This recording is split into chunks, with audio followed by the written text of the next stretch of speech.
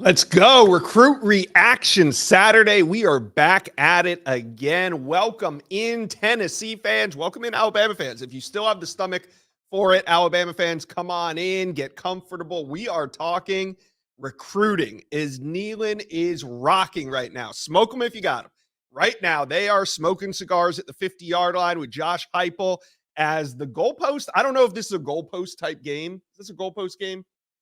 Probably not a goalpost game, but they might be coming down anyway because it's Saturday and Tennessee won 24-17. It wasn't always pretty. Nico Iamaleava, 194 passing yards, one touchdown that mattered, and one interception. Jalen Milroe goes for 239 passing yards, one touchdown, and two interceptions. Second one, though, from Milroe coming with a minute 24 to go to seal the game. Will Brooks with the INT. He's from Birmingham, Alabama, and Tennessee goes on to win it. Nico throws the game-winning touchdown. Like I said, it wasn't always pretty from Nico. Let me know what you guys think of Nico's performance. I mean, he got it done when it mattered, right? He threw the game-winning touchdown. It wasn't always pretty. He got it done. There's some plays that he made with his legs. How are you guys feeling after this win? Was this maybe a rite of passage game, maybe a growing up type game for Nico Iamaleava? We'll see what it means, but today it's a big win for Tennessee. Now we're going to talk recruiting. Let's bring in On3 national analyst Steve Wiltfong. Steve, we've been doing these recruit reaction shows every Saturday night, and this one, boy, was this one a fun game to watch. What'd you think of Tennessee's win? Well, it was awesome win. Way to rally, come from behind, hard-nosed football, to see the offense come alive and play at a high level in the second half, and the defense doing what they've done all year, being disruptive, fast, physical playmakers all over the field. Big sack by James Pierce late in the game, the big interception, Nico being clutch, guys performing at a high level. Did the fans rush the field, Josh? Yeah, I know we're literally like 3 minutes after the game, but yes, the announcers were saying that the fans were rushing the field. So I don't know if they're going to tear down the goalpost, but the fans are on the field right now. Well, they should get used to wins like this. You know, this is a new era of Tennessee football. And I know that a lot of guys or a lot of young people that are inside this stadium aren't used to a Tennessee football team that's consistently winning ball games like the one they just did on Saturday. But you and I remember a time when Tennessee was one of the more dominant football teams in college football. They're recruiting to that standard, and they're starting to play like it consistently. This was a huge win. They won't need to be rushing the field after games like this moving forward, because I think that this is just the standard now of Tennessee Vol football. All right, Steve, talk to me. What does this mean for recruiting? We know that there's a couple key prospects on campus, including Isaiah Campbell, who's one of the top uncommitted defensive linemen. He's fresh off that decommitment from Clemson. He's ranked number 32 in the country, right? Borderline 5-star right now. So Isaiah Campbell is currently on campus for an official visit. He's not the only one. Austin Howard, who's committed to Mississippi State, is also on campus. Got a couple commitments taking official visits, and Darian Smith. Now, Darian Smith, he's locked in. We don't have really any concerns about him, but Jaden Harmon, who flipped from Alabama already, has been back to Tuscaloosa to make a visit. So this was really important for Harmon. But Steve, just talk simply about the recruit reaction right now inside of Neyland Stadium. Well, I was with Darian Smith on Friday before his game against Center Grove here in the Indianapolis area. He says it's going to take a lot to flip him from the Vols. That's where his mind's at. He's going to take an official visit to Auburn the first weekend in November. But I think it's a tremendous uphill climb right now for the Tigers to flip him. Jaden Harmon told me after his last visit to Alabama that he could potentially flip back to the Crimson Tide. So Tennessee, the timing is right to get him in for an official visit to beat the Crimson Tide. It's such a position of need for the Vols this cycle. Coach Inge and company are targeting a lot of linebackers. Jaden Harmon is one of the most explosive second-level defenders in the country. We have him ranked the highest at On3 for a reason. And let's just talk about Isaiah Campbell. Coming into the visit, he sent me a message on Thursday or Friday saying the thing he was anticipating most about his official visit is the environment. Well, it's hard to imagine a better environment in college football than the one that he just witnessed and contributed to, than watching Tennessee rally to win their rivalry game against Alabama with the sun setting on Neyland Stadium, fans rushing the field, Tennessee's defensive line playing at a high level, Rodney Garner, his track record at the position. His dad told me Tennessee was the leader coming into the visit. The Vols have On3's number 8 ranked recruiting class. It is hard to imagine Isaiah Campbell not being one of the jewels next to David Sanders Jr., next to George McIntyre, next to players like that when it's all said and done. And then getting other commits back too, like Christian Gass. He is one of the most coveted edge players in the SEC country. He's from the Peach State. He visited Georgia earlier this year. He's back inside Neyland Stadium, feeling what that's like, that electricity. Again, when you think of Josh Heupel teams, you're often like, look, those are teams that are going to be fantastic on offense, but Tim Banks has that defense humming right now. They're playing hard-nosed football in the checkered orange right now. Christian Gass was on campus. Lagonza Hayward told me he was 100% to Tennessee last weekend, watching them beat Florida in prime time, Georgia trying to flip him as well. So from a recruiting standpoint, it doesn't get much better than winning the third Saturday in October rivalry. Again, your fans are on the field. Cigars are being lit up all over the place. Some Cohibas, some Macanudos. Do we know what Heupel's smoking tonight? Is the head coach, does he have a more expensive cigar than everybody else? I hope so. I hope so. He deserves it. Yeah, they're partying right now on the field, Steve. To answer your question, the fans are on the field. They are partying. Listen, 2 years ago, this win helped Tennessee wrap up some major recruiting battles. David Hobbs comes to mind right away.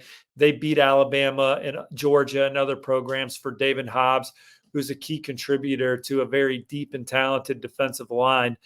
Mike Matthews, they probably take the lead for their 5-star receiver recruit in 2024. Boo Carter was at the game.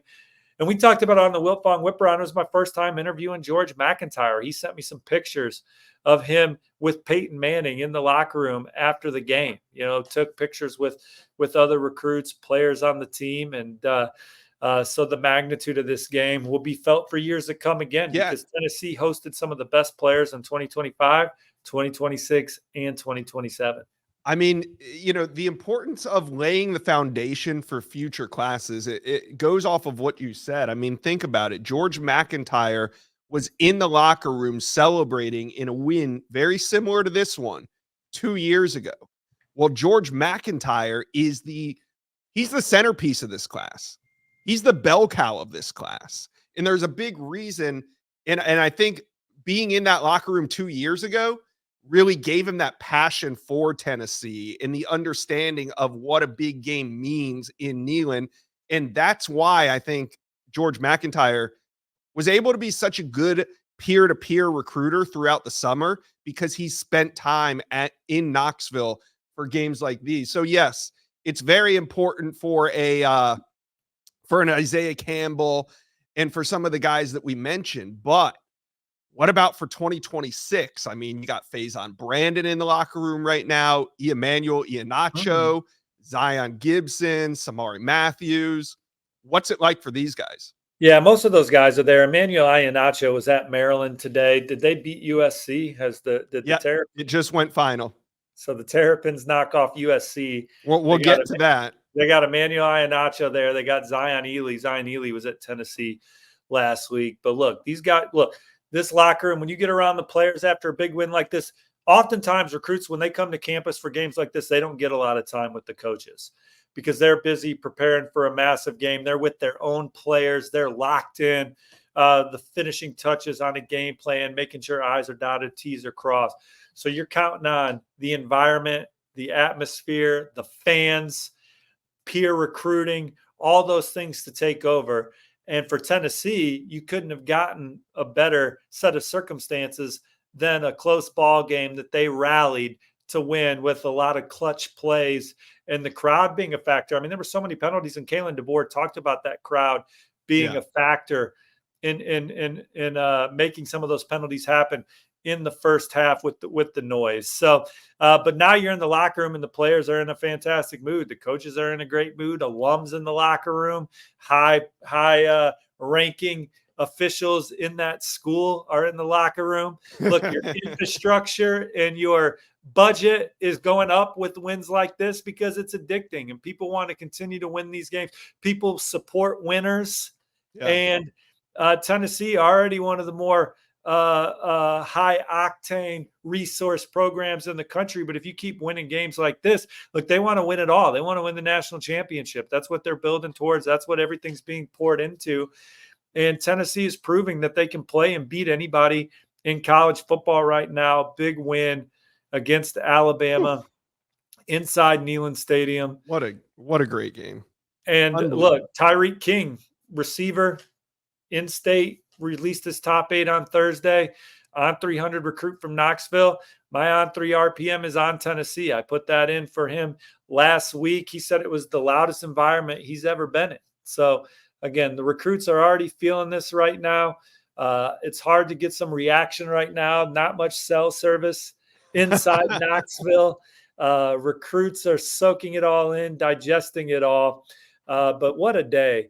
Is this Hayes Fawcett with us right now? I want to bring in Hayes. I want to talk to him about George McIntyre. Hayes, George McIntyre could have committed to any program he wanted to in the country. Bryce Underwood and George McIntyre, they were the top 2 quarterbacks on college football staff's recruiting boards. And his decision basically ended up coming down to Tennessee, Alabama, LSU. He had some great interest in Michigan. Jim Harbaugh was his first offer. His dad played for Harbaugh's dad at Western Kentucky. Run us behind the scenes. What do you remember from George McIntyre's recruitment? Did anyone else lead before Tennessee? I know there was some initial Alabama smoke. Was that accurate? And how long was he telling you behind the scenes he was a Vol before he went public? Yeah, so there was definitely a lot of smoke around Alabama. He actually told me a pretty funny story at the On 3 Elite Series. I think he actually came into the On 3 studio one time and did an interview with Josh and somebody else, he told me. And I remember him telling me, look, I was going to Tennessee the whole time, but he said, like, whenever Josh and others would ask about Alabama, he would light up and stuff. And I think Josh actually put in an RPM for Alabama. And when he saw that, he was, really kind of, I guess, excited. But yeah, no, like I said, he told me at the event that Tennessee was always a school for him. And, huge win tonight. Can I explain my RPM for George McIntyre to Alabama? Yeah. Lights out. We had him in studio. He was actually one of the first recruits that I think I've ever interviewed here at On 3 in studio. And it was interesting because he didn't say much. He was pretty quiet. And this was before the new year. So it was probably 4 or 5 months before he ultimately decided on Tennessee. So remember, this is earlier in his recruitment. And man, everything he said was pretty bland, except when we talked about Alabama. And he got done with his interview. And I just looked over at my producer, Trey, and I just go, I think it's Bama. And Trey was like, I mean, based on what he said there, he was like, yeah, I think so too. So it wasn't like he really said anything. It was more of just a projection and more of just a feel that I got in that moment. But obviously, over the next 3-4 months, things changed. A bunch of QBs came off the board. Nick Saban retired during that period of time as well. And, it was clear by the new year, by January, February, that George McIntyre was going to be a Tennessee Volunteer. Yeah, Josh. No, go ahead, Steve. My fault. No, go on. He said, like, every time you would ask him a question about Alabama, he would, like, purposely, like, light his face up. That was all. He did a great job. And George was awesome, man. George, I can't say enough great things about George and just the way he carries himself. And Tennessee's getting not only a great football player, but also a great ambassador to the program and somebody that I believe, we'll see how he plays and all that. But I truly believe that George McIntyre could be the face of this program in the next 2, 3, 4 years. How about David Sanders, Hayes? Take us behind the scenes on David Sanders' recruitment from your perspective. From his, I didn't really like. He wasn't really telling me, what schools he was necessarily like feeling until I guess a few weeks before he committed. Obviously, he visited Ohio State. He had the visit to Nebraska with Dylan Raiola. I didn't really I didn't really have a good feel on it and like didn't, have many conversations with him until, he announced his date and then, ultimately told me Tennessee. But yeah, that's pretty much it with David Sanders. Yeah, I think there was a time where Georgia was a leader. He grew up a Clemson fan, mainly because he watched Clemson win a lot of games like this one. I think the shower curtain in his bathroom was a Clemson shower curtain. That's how big a fan he was. But Tennessee was on him from 8th grade on. Nobody recruited him harder. He was at every major Tennessee recruiting weekend of the year. There were times where Ohio State maybe made him raise an eyebrow, or even Nebraska made him raise an eyebrow as he was getting close to making his decision. But Tennessee was the one to beat for the final months leading up to his decision. He's one of the jewels of the class. He's on campus this weekend. So are Tennessee's tight end commits, Deshaun Brame and Jack Van Delors Solaire. I obviously I just butchered that. South Lake Carroll playmaker. That's the best tight end class in the country. I know Tennessee is excited about those guys as they try and have an offense that's going to be potent for years to come. Certainly the competition in the quarterback room is going to be second to none. And again, defensively is where they've really changed the whole landscape of this program. Under Coach Heupel, Coach Banks and company, they recruited a lot of high upside, long, fast, physical football players, and they've gotten the most out of them. They've hired some really good position coaches like Rodney Garner to come in and help develop these guys, Coach Martinez and company, and it's all coming together at the right time. And look, these seasons ebb and flow. Tennessee didn't play they wanted to play the 2 weeks prior to this ball game, but they won. They beat Florida last week. They survive, and they get a chance to come in here and play Alabama and get a big win after losing at Arkansas a couple weeks ago, bounce back, beat Florida, and then play well in the second half against Alabama. That's what good teams do. And they'll look to get hot because of it and improve their potential playoff positioning. This SEC is going to be a war, man. And Alabama can't lose again. So we'll see what happens with them the rest of the way, and they may need a little help anyway. So, but massive win for Tennessee. We're going to have a lot of reaction on 3 coming out of this huge Tennessee win. Oh, man, I can't wait to see what Isaiah Campbell has to say. He's the borderline 5-star defensive lineman edge prospect that is currently on campus taking an official visit. And, Tennessee had been trending in this one. So we'll see. I know we don't have any idea whether or not he's going to make a decision this weekend. But, Steve, this is one of those atmospheres where I'm not saying you can press for a commitment, but you can ask a guy, hey, you want to be a part of this? I mean, while the confetti's rolling down, while the smoke's in the air, while the celebration's happening, that's the time you ask, do you want to be a part of this team? You want to know what this reaction – I just talked to Ryan Mosley, who's on his visit, one of the most coveted players in SEC country out of Carrollton, Georgia. Best game and environment I've been to so far. The place was crazy. It was so loud, gave me chills to be able to play here. After tonight, I'm super excited to be a part of this recruiting process, that they want me to be a part of their program. And what I saw today gave me chills and ready to play on Saturdays. This is definitely a top school for me. Energy is crazy wild. I love it.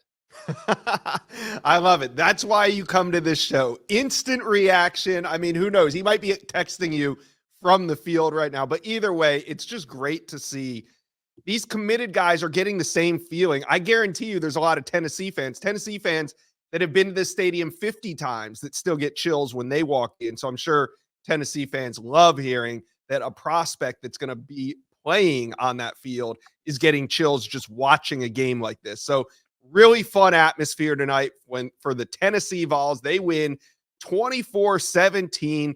Nico throws the game winner. They're going crazy. Recruit reaction rolling in. We will have more all week on the On3 Recruits channel. But right now, Tennessee fans, let's hear it. How are you feeling? Where are you watching this from? Where did you watch this game from? And how are you going to celebrate? Let us know. Comment section below.